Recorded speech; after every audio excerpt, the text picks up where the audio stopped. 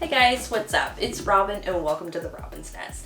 I'm so excited to be here with you guys today and I can't wait to share this next cake with you. Now, my kids absolutely love the Lego Batman movie series, so I thought it would be a fantastic idea to make a cake inspired by everybody's favorite villain, the Joker. So I hope you'll stick around and watch the video because it's going to be deliciously evil. Now let's get into it. Alright, so we are going to begin by leveling out our cakes. And once we're done that, we're going to grab our cake board and get our layers stacked and filled.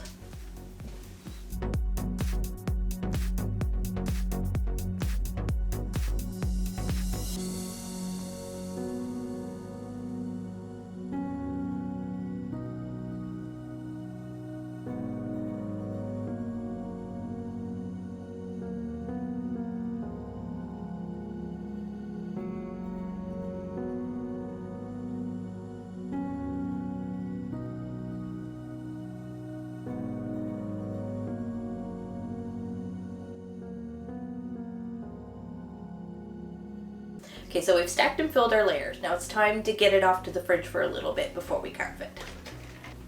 Okay, so I've chilled my cake for about 30 minutes. Now, I find it's extremely important to make sure that your cake is nice and chilled when you're doing any kind of carving because you really don't want your cake falling apart while you're trying to carve it.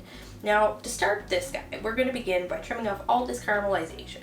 Then I'm going to start carving the shape of the Lego head.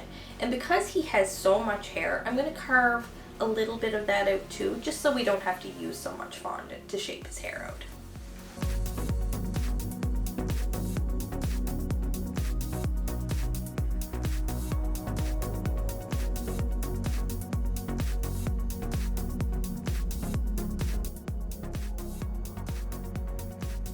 So I finished trimming and carving the cake, and now it's time for our crumb coat. And once I finish that, I'm going to get it off to the fridge to chill for a little bit. And once it's had a chance to firm up nicely, we're going to come back and start to apply our fondant.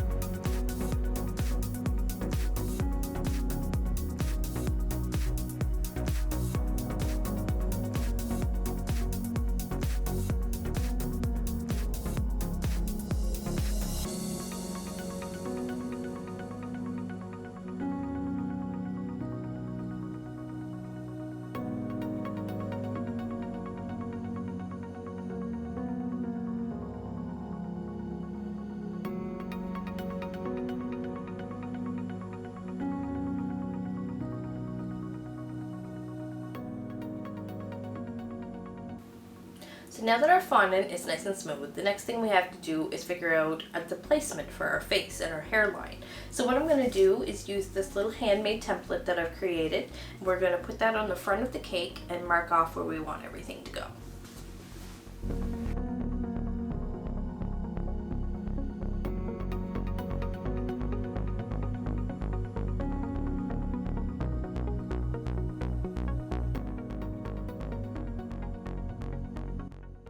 So we've got our face placed where we want it. So the next thing we're going to do is my favorite part, and that's paint the face on the cake.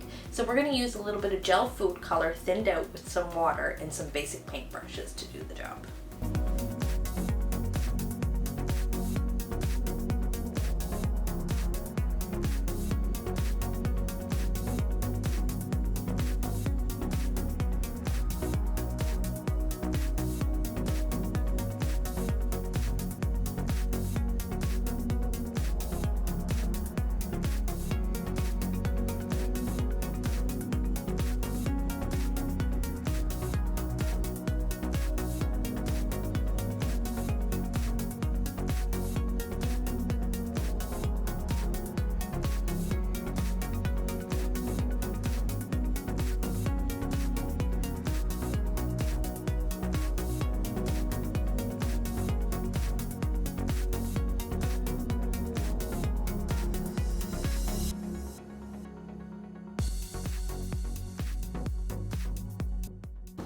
Okay, so we finished painting his face and I think that looks wicked. It looks just like him. I'm so happy with it.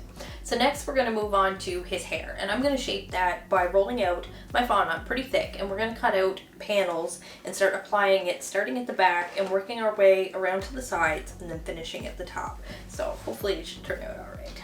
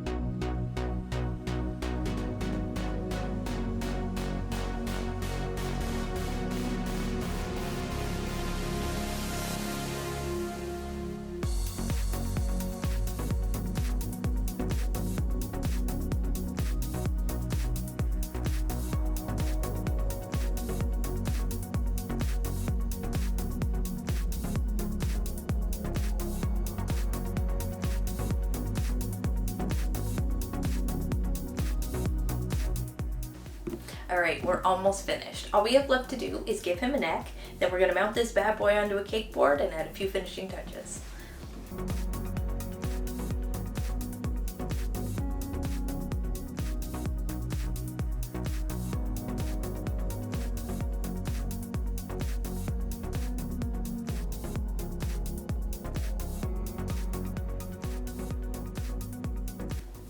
Alright, so for his neck, I just want to show you that I'm using a small cake drum that I've made myself out of a few different layers of cardboard, wrapped in some tin foil, and then covered in fondant.